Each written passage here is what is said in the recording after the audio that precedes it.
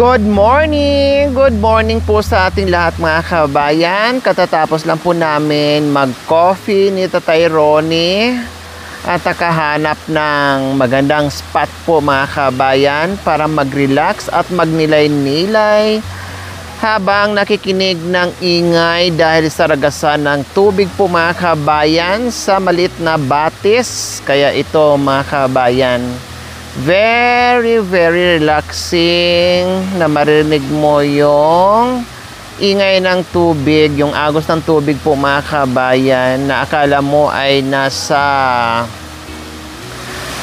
ano ka, nasa spa na nagpapamassage po mga kabayan, na merong music, no, na napakaganda at napakasarap, na yung nagbibigay talaga siya ng relax mga kababayan. So yun yung feeling ko, na habang minamasahe ay narinig ko yung ingay, agos o ragasa ng tubig po mga kababayan. So ganyan ang buhay dito sa kabundukan. Maaga pa lang, no, ay ang sarap na sa pakiramdam kapag ganito ang iyong tirahan. Tatay Ronnie! Tatay Ronnie! Nasaan na ba yung ano mo? Yung hearing aid? Ha? Saan? Ha? Bakit hindi mo sinusuot? Ha? Tinago mo? Di ba sabi ko sa'yo, yung mga gamit mo, huwag mong itago. Lahat yun, bigyan ni Nanay Mia. Isuot mo. Ha? Ano? Mahulog? Nahulog? Ha? Kinakain. Tinatago mo kasi kinakain ng dagis or baki. Kinain? Totoo. Ningangat-ngat? O saan na ngayon? Tinago mo. Totoo po yung mga kabayan, no? Yung ibang kagamitan ni Tatay Ronnie ay ningangat-ngat ni Bait. Yung Tupperware nga po niya mga kabayan, na para sana sa mga leftover na ano na pagkain, no, may lagayan siya. Or para sana sa Thanksgiving, para meron kaming paglalagyan ng mga ulam, kanin. Yung isa kinain, ningat-ngat ng Bait po mga kabayan. Ito naman ang problem dito. Kaya pala puro tago-tago si Tatay Ronnie, no? Kahit anong balik ko doon sa isang Durabox po mga kabayan, talagang tinatanggal niya, no? Talagang tinatago niya ng maigi po mga kabayan para hindi mahanap ng RET. Siyempre si RET magaling din po mga kabayan maghanap kung saan nakatago yung mga pwede niyang kainin, yung pwede niyang ngat-ngatin, no? Kaya ito ang problema natin sa mga bagong kagamitan ni Tatay Ronnie mga kababayan. Baka lahat ay mangat-ngat ng RET kasi nag-uumpisa na, no, yung lagay ng pagkain, yung Tupperware, no, yung mga nakasakong iba dyan. Sana yung mga Durabox ay hindi niya mapagdiskitaan po mga kabayan, kasi may mga laman, maraming laman yung nabinigay ni Nanay Mia mga kabentes, tapos ubusin lang. Kaya pala super tago niya yung mga ano niya, kasi yun nga iniisip niya mamaya masira lang, no. At minsan siguro mga kabayan, hindi siya sanay gumamit ng hearing aid, no. Sa gabal siguro, pakiramdam niya sa gabal siguro, or nangangamit yung taingan niya, or nakaramdam siya ng sakit, yung ganon. Tapos yung relo niya mga kabayan, hinahanap din ng mga viewers. Nandiyan lang naman po. Nung pumunta kami ng bayan, nakalimutan po namin bitbitin para pabawasan at para magkasya sa kanya. Kasi kung isusuot niya ngayon, malalaglag yung relo, no? Kailangan talaga bawasan muna ng mga 3 or 4 ang ibabawas po mga kabayan para kumasya sa kanyang kamay po mga kababayan. So next time, hahanapin ko yon, papahanap ko sa kanya ulit, no? And then dalhin namin sa bayan para mabawasan, kasi minsan po mga kabayan, sarili niyang gamit, no? Lalo na ilagay ko dyan, ako natatandaan ko, sige, pag ako nag-organize ng gamit niya, matatandaan ko. Pero pag ginalaw na niya mga kababayan at mailipat niya, hindi ko na mahanap-hanap. Pati siya, no? Nakakalimutan na rin kasi siksik doon, siksik dito. Hindi na niya matandaan mga kabayan minsan, nakakalimutan. Kaya pag minsan, pag umaalis kami, no, kakain ng ilang oras kasi hanap doon, hanap dito. Kaya sabi ko na lang minsan, ay nako, wag mo nang hanapin yan. Kung ano na lang makita dyan, yun na lang ang kukunin mo. Maubos yung oras natin, maabutan natin ng malakas na ulan. O, diba? O, ngayon, umaambon-ambon ng bahagya. Ayan, parang pumapatak lang na snow mga kabayan. Okay lang yan. Kasi mga bagong ligo naman kami at para tawag nito, shower under the rain. O, ganyan. So, syempre po, mga kababayan, ay meron na namang parcel. Dito mo lagay.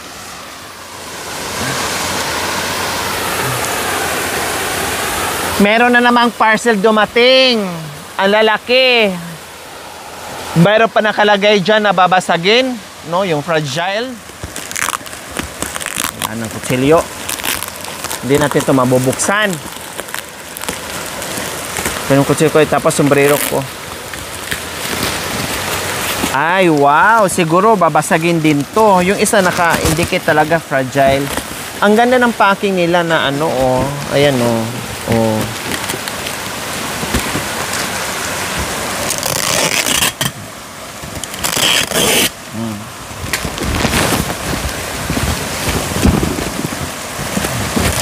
Life jacket. Life jacket. Ganyan. Yan. Para pag bumahay, hindi ka malunod. Life jacket na. Oh, life jacket mga kabayan, oh. Ang ganda. Lulutang ka talaga dito mga kabayan. Ang ganda ng packing. Di ba yung iba yung parang butlig-butlig lang na yung parang pinipisa mong ganyan. No? Parang bahay ng gagamba. Ito ang ganda ng niya. Ang ganda. O tapos, pwede rin. Mamasyal tayo. Nakaganyan ang ulo. Ayan. Para hindi matanda. Para hindi? Hindi matanda. Hindi matanda tingnan. Yung pala yung gusto niya. Ay, ano na naman kaya to? May dito na USB. Ayan, oh, USB ba to? O ilaw? Ayan, oh, USB siguro to.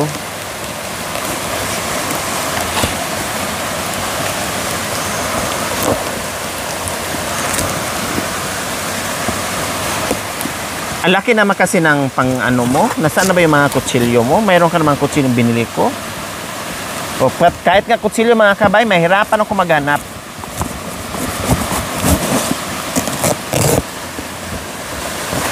Mamaya, pag dumiretso to sa liig mo, mahiwa talaga yung...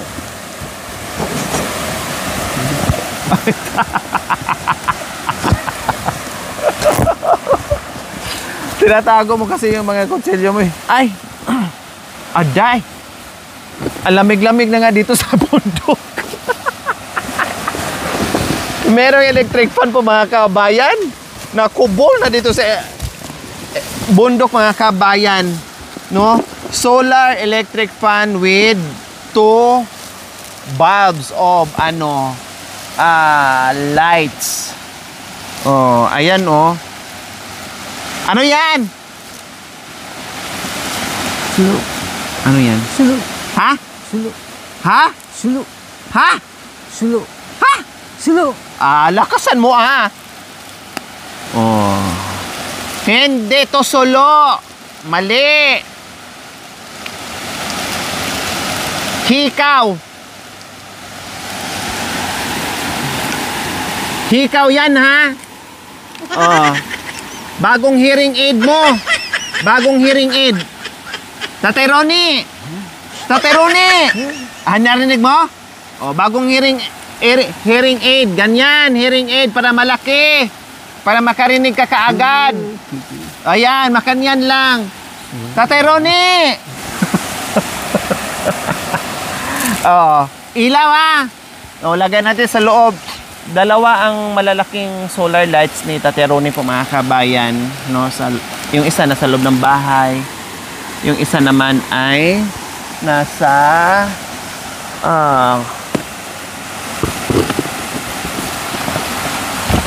sa terrace niya.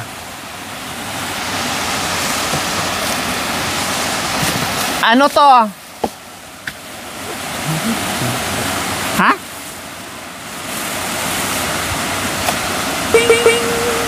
Pamaypay?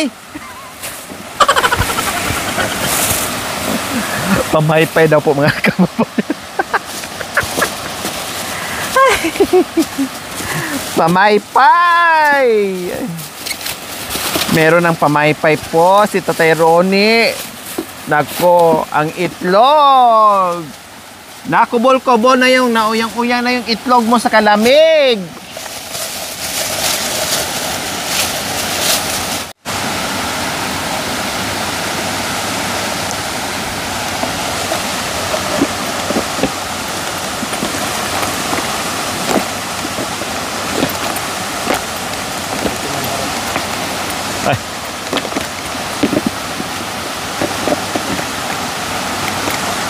Walang lock.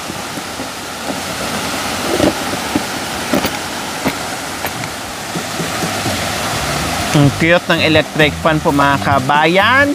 Galing na naman ito kay Nanay Mia na sobra magmahal dito kay Tatay Ronnie.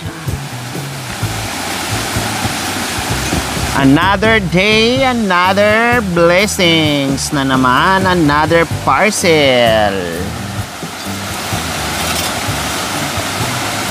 Hoy, ang hirap naman ito.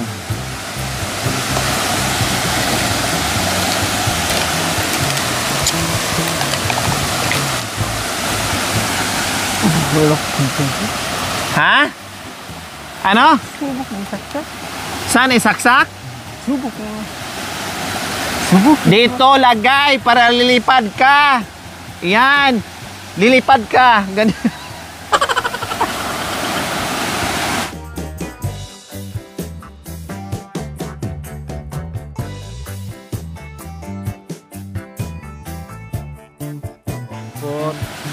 Output. Parehas. Subukan mo nga. Ay. Sana ba yung ano?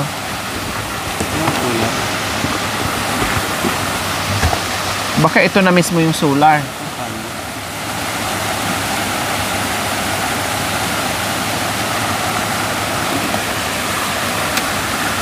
Baka yun na yun mismo yung solar. Ah, ito siguro. Ayan o. Ah, ayan. Ha?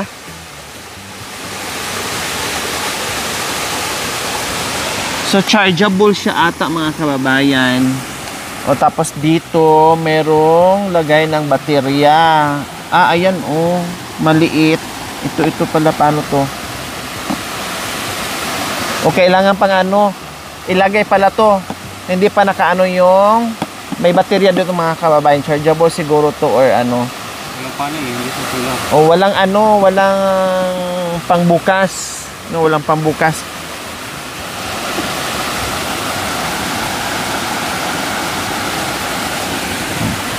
Tingnan natin, kukunin niya.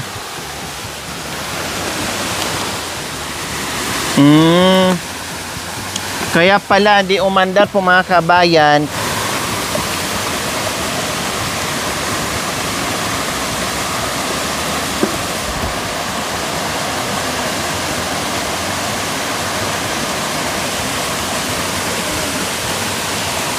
Mamaya na namin kapain kasi may natanggal na ano, na maliit na ano.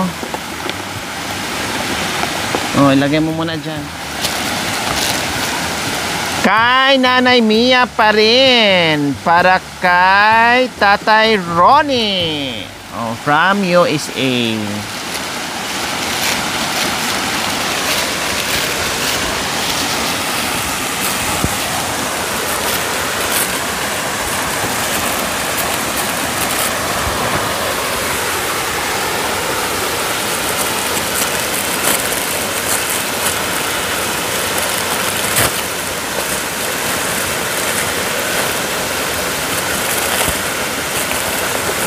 Pabango? Ano to? Hearing aid. Ano ba to?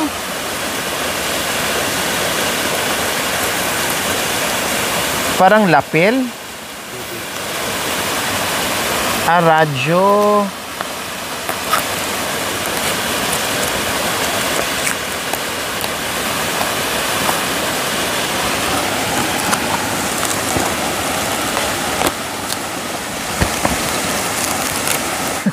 Bunganga, ne?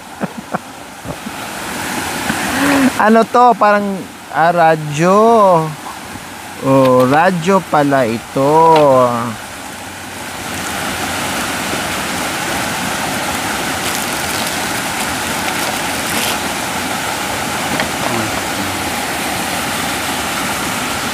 Radyo, para lagay mo lang ganyan. Dito sa waan yan, ganyan. Tapos kinig ka habang mayroong ginagawa. O, subok natin.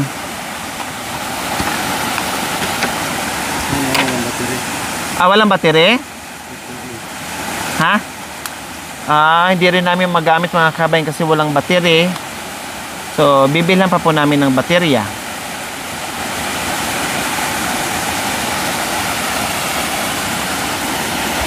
Meron. Sa garak dito kanina eh.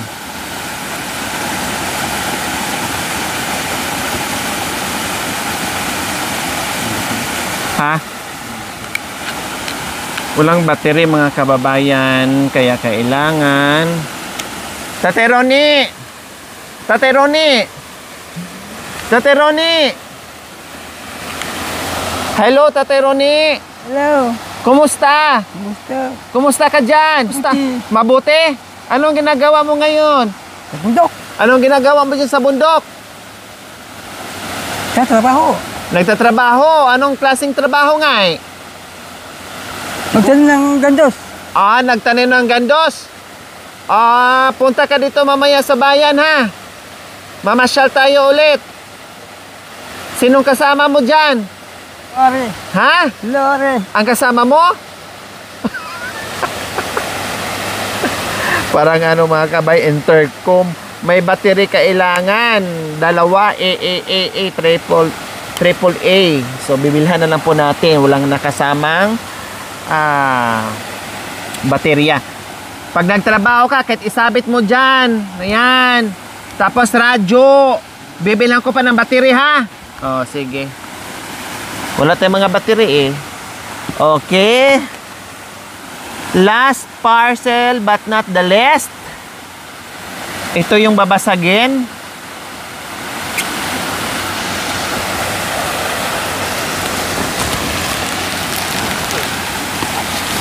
Aday, bigat.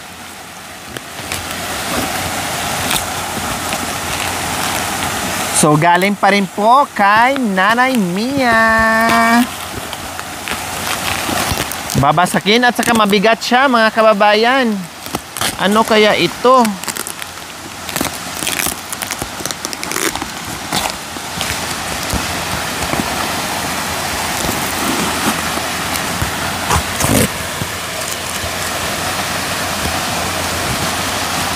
Ano kaya ito?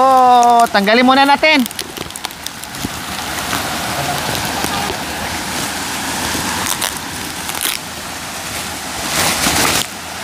Ay, nakadubli-dubli talaga mga kabayan. Siyempre, babasagin, naninigurado yung inorderan para hindi mabasag.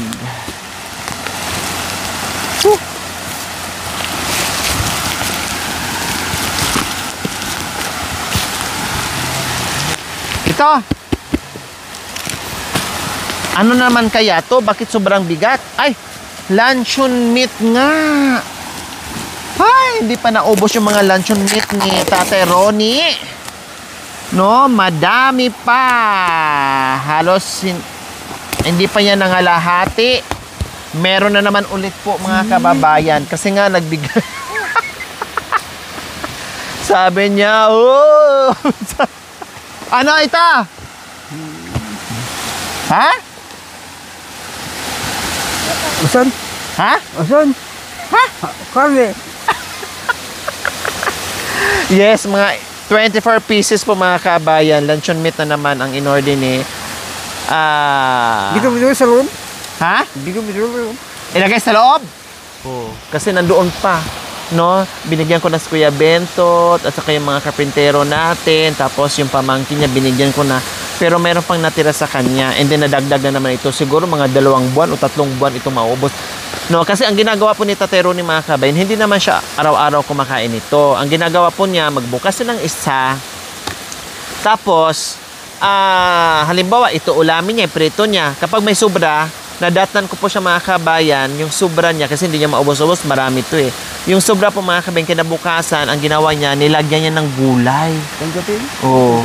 Nilagyan ng gulay, tapos sinabawan niya mga kabayan, ang sahog ito, luncheon meat. Kaya marunong siya gumawa ng paraan mga kabayan. Hindi naman po araw-araw, syempre. Kahit tayo magsasawa naman din kung araw-araw natin itong kakainin. Kumbaga, gulay, no? Madalas ko naman siya nadadatnan iba't ibang gulay ang ulam niya pag walang ganito. O, yun, ilang araw, Sa bagay, namalingkit kami ng, tapos hanggang ngayon, mayroon pa siyang mga ulam dyan, mga kabayan. At, nagdadala din tayo ng ulam kung anong kinakain namin, no? Nagdadala din kami at minsan dito na kami kumakain. Sumasabay sa kanya para mayroon siyang kasabay.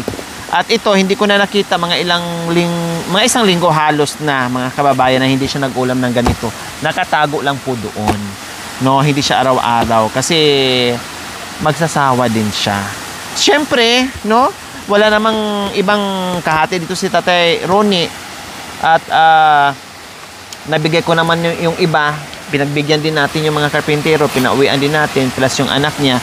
And then, ito, syempre si Kuya Bentot, ayan, matik, ay nauutusan naman po niya dito, no, mabait naman si Kuya Bentot, marunong naman tumulong, marunong naman mahiya. Kung hindi mo nga bigyan, hindi naman din siya mangialam dito mga kabayan. Kaya ako kusa na lang sinasabi ko kay Tatay Ronnie, or si Tatay Ronnie mismo, nagbibigay din kay Kuya Bentot. Kaya maraming salamat po Nanay Mia sa walang sawang pagbibigay ng pagmamahal at kung ano-ano, lahat na ng mga kabayan, mapapagkain, no, mapagamit in everything, lahat binigay ni Nanay Mia dito kay Tatay Ronnie. Kaya maraming salamat po sa walang sawang pagmamahal, Nanay Mia. Salamat. Tanggapin. Ang daming pag-ulam. Ang daming Tanggapin namin dito para ang daming pag-ulam na pagkain. Opo, tanggapin natin kasi para madami yung ating ulam. Siyempre, masaya ka ba na may nagbigay? Wala ka ng pagkain dito. Kumuha ka ng dipolyo. O pag wala na, pag naubos na, mga pananim nyo dyan, ulamin. O masaya ka sa binigay? O magpasalamat ka, Nanay Mia. Salamat. Salamat. Magutom natin. Nanay Mia. Salamat tayo.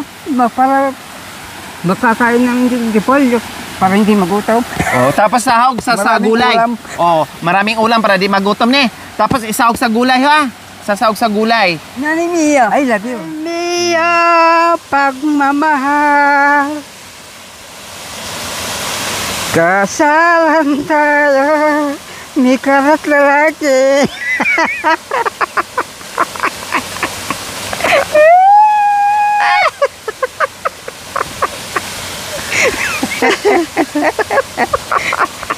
Aray ko. Taglabada lang dito.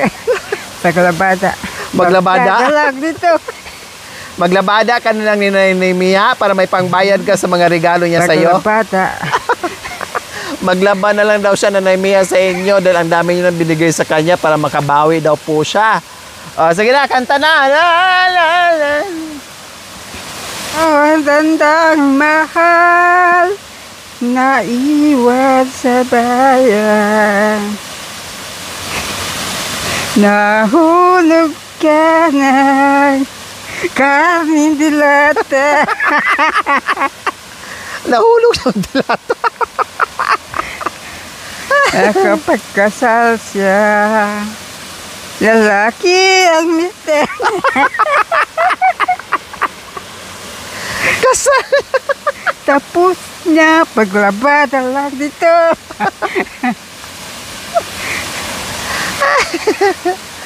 Labada. Gusto mo ata maglabandera eh. Sige, kanta pa. paglabada ito ang kapagkasal sa tatay niya. Pagkasalan mo si Nanay Mia? Lanang bang umibig, kagandahan mo paglabas, inimunat ni sadyang wala, ay iyong pagmamahal. Nakita mo ang tunay sa aking kalungkutan. Aday. Iba-iba kang talaga sa lahat ng hinala.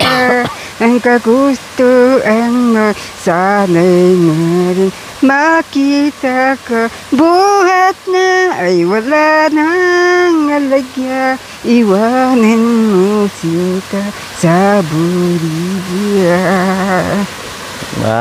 Galing ah. Iba ka kumam,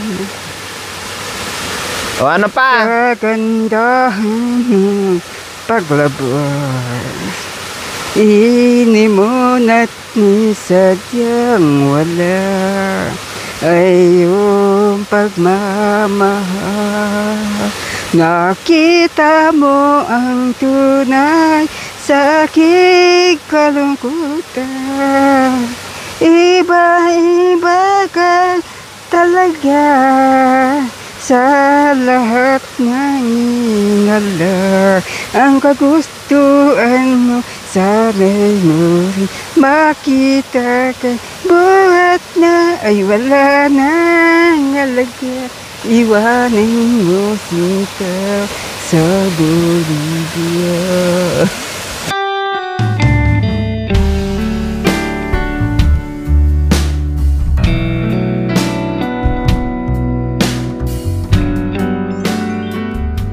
Thank you for watching. Don't forget to like, share, and subscribe.